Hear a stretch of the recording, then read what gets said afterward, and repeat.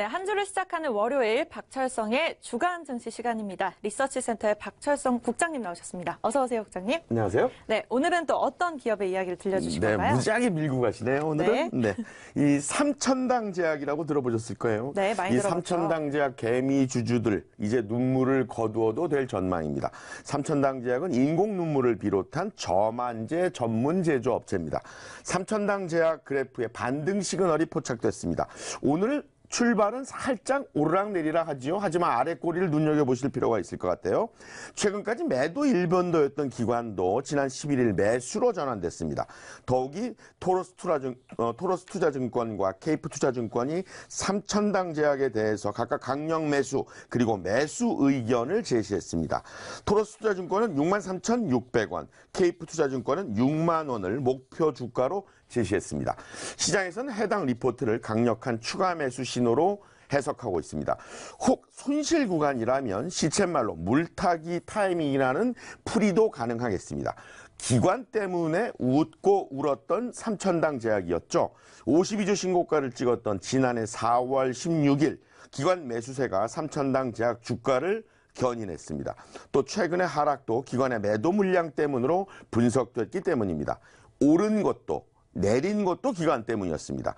특히 기관의 강력한 매도세는 지난 12월 27일부터 1월 10일 사이 집중됐습니다. 이 기간 동안 기관은 모두 43만 3,147주를 팔아치웠습니다. 154억 9천만 원 규모였습니다. 삼천당 제약 주가는 지난 9월 20일 장중 5만 800원이 최근의 고점이었습니다. 반면 지난 10월 30일 장중 2만 9,200원이 최근의 저점, 불과 한 달여 사이 43%가 폭락했습니다. 개미 투자자들 가슴은 새까맣게 타들어갔죠. 이름만 천당이라는 푸념도 나왔습니다. 이 개미 투자자들에겐 그동안 노심초사의 날들이었습니다. 네, 그렇게 노심초사했을 마음이 그래프를 통해서 보여지는 것 같습니다. 그렇죠. 네, 그런 마음고생을 덜 수 있는 이제 신호가 보인다고 들었는데요. 어떤 신호인가요? 그렇습니다. 이제 마음고생이 끝난 것으로 보인다는 게 전문가들의 공통된 시각입니다. 그래프가 반등 변고점을 찾았다는 거죠. 또 단기 이동평균선의 골든 크로스가 코앞입니다. 일본 그래프상 양봉 캔들 한두 개면 충분한 상황으로 분석됩니다. 주가 이동평균선은 일정 기간 주가 평균치의 진행 방향을 확인하고 그날의 주가가 과연 이 진행 방향과 어떤 관계가 있는가를 분석하게 됩니다. 주가 이동평균선은 주가 추세를 쉽게 파악할 수 있죠. 시세의 전환 시점을 파악하는 데 도움을 줍니다. 또 골든 크로스는 주가를 기술적으로 분석합니다. 그래서 예측을 하는 지표이죠. 주가나 거래량의 단기 혹은 중장기 이동평균선을 밑에서 위로 돌파해 올라가는 현상을 골든 크로스라고 합니다. 이는 강력한 강세장으로 전환됨을 나타내는 신호로 받아들여지고 있습니다.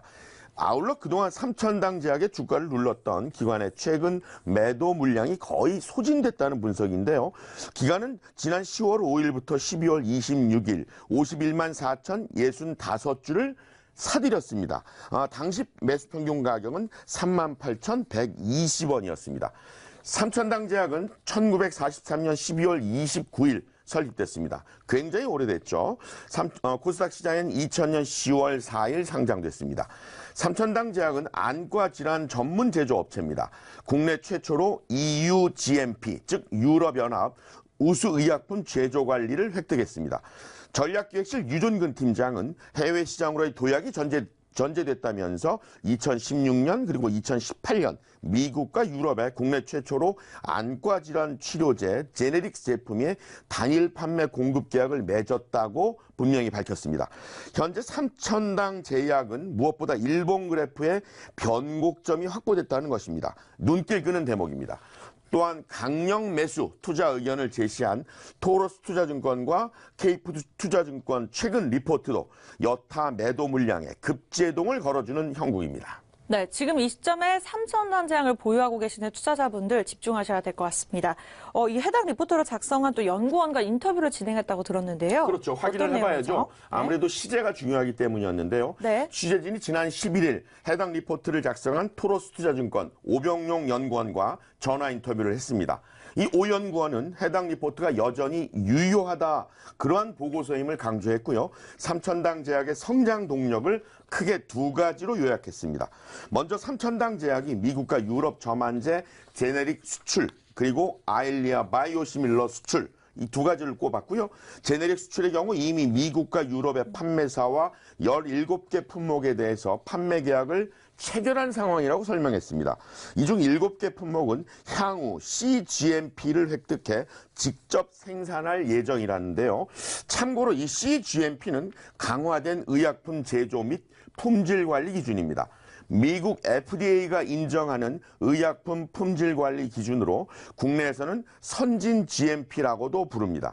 또 이 오 연구원은 미국과 유럽의 의약 완제품을 수출하는 국내 기업은 극소수인데 삼천당 제약의 저만제 수출에 기대가 모인다라고 덧붙였습니다. 이 삼천당 제약의 아일리아 바이오시밀러 사업도 가시화되고 있죠. 또한 오병록 연구원은 삼천당 제약은 지난해 10월 글로벌 수준의 생산 설비를 갖춘 대만의 마이시넥스사와 아일리아 바이오시밀러 독점 생산 계약을 맺었다라고 덧붙여 설명을 했습니다. 투자 의견으로 매수를 제시했던 케이프투자증권도 지난 11일 리포트를 통해서 아일리아 바이오시밀러는 1분기 안에 상업 생산이 가능한 2,000리터 규모로 확대 완료가 예상된다, 힘을 줘서 설명을 했고요.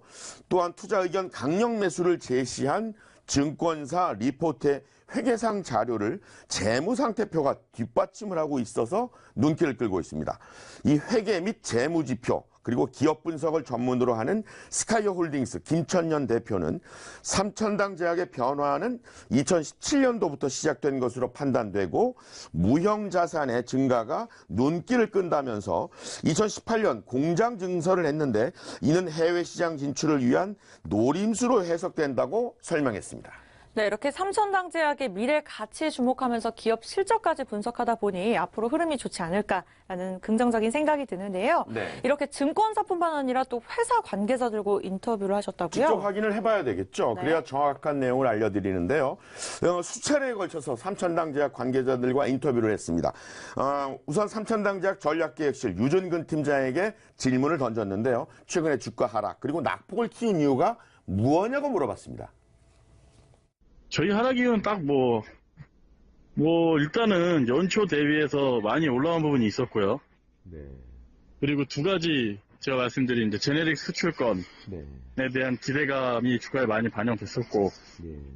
그 다음에 저희가 새로 진행하는 이제 바이오시밀러, 아일리아, 네. 시밀러에 대한 부분에 대한 연내 계약에 대한 기대감? 이런 것들이 이제 있었는데, 그런 것들에 대한 이제 연말이 오면서 윈도우 드레싱도 있었을 거고, 일부는 계약이 연내에 나올 걸로 생각했는데, 그런 부분이 또 지연되니까, 단타성으로 들어왔다가 나가지 않았나. 이렇게 딱 정의할 수 있을 것 같은데요. 네, 이어서 낙폭을 키우는데 상당히 기관이 악역을 했던 게 아니냐 물어봤습니다. 올라오는 거에도 기여했고, 내려가는 것도 기여했고, 결국에는 수급 자체가 개인이 저희 거를 결정하기는 어려운 거라, 네, 기관이 악역인지는 모르겠고, 아무튼 역할은 있죠, 아무래도. 이어서 재무제표상에 매출이 전년 동기 저조했다. 이유가 뭐냐? 질문했죠. 감소했던 거는 첫 번째는 이제 약가 인하에 대한 이슈가 있었었죠, 저희가. 일회용 저만제에 대해서, 기존의 약가 대비해서 약 한 40% 정도 평균을 줄여라라고 이제 보험약가를 삭제하겠다라는 이슈가 있었었고요. 그 부분 때문에 저희가 좀 빠진 부분이 있었고, 두 번째는 저희가 아무래도 이제 제네릭 수출 부분이나 기존에 있던 국내에 머무르지 않고 해외 진출 쪽으로 해서 제네릭 사업에 대한 부분, CGMP 컨설팅을 비롯해서, 그리고 아일리아 쪽으로 개발비, 이런 것들이 이제 기존에 저희가 개발비가 굉장히 낮았는데, 이런 부분들이 반영 비용으로 되면서 저희 어쨌든 영업이익이 조금 더 떨어졌죠. 네. 그렇군요. 끝으로 향후 삼천당 제약의 비전과 희망을 어디서 찾으면 좋겠느냐 물어봤습니다. 삼천당 제약의 희망이라고 하면, 저희가 저만제를 전문으로 하는 회사고, 제약업계에선 오래되기로 장수기업으로는 8번째, 또 상장 기업으로는 또 코스닥에선 10번째 안에 드는 회사입니다. 그러니까 오래된 거죠, 그만큼 기업이. 그래서 일단은 국내 저만재 부분에서 계속적으로 1위를 수성하고 있는데 이런 국내 부분이 아니라 이제 작년부터 저희가 대표이사님 새로 신임이 되면서 취임을 하시면서 해외 쪽 사업, 수출 사업이라든가 바이오 시밀러 쪽, 바이오 쪽으로 저희가 이제 방향을 좀 확대하는 이런 전략을 좀 필 것 같아요. 그래서 그런 부분에서 실제로 저희가 계약건들이 있었고 수출에 대한 부분은 그리고 바이오 시밀러 부분에서도 지금 계속적으로 진행되는 부분에 대해서 뭐 보도자료나 뭐 애널리스트 등이나 이렇게 해서 나가고 있는 걸로 알고 있는데 그런 부분들이 이제 숫자화가 되거나 아니면 가시화가 돼서 발표가 되면 굉장히 그런 부분들이 회사의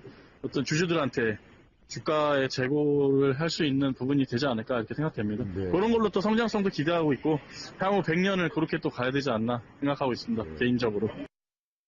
잘 들으셨죠? 아울러서 2020년 하반기나 2021년 상반기 연간 매출액은 1,200억 원, 영업이익도 850억 원이 추가될 전망이라는 설명도 했고요. 여러분 그거 아시죠? 일도, 사랑도, 그리고 주식도 타이밍입니다. 놓치지 마십시오. 네, 지금까지 박철성의 주간 증시 시간이었습니다. 수고하셨습니다. 네, 고맙습니다.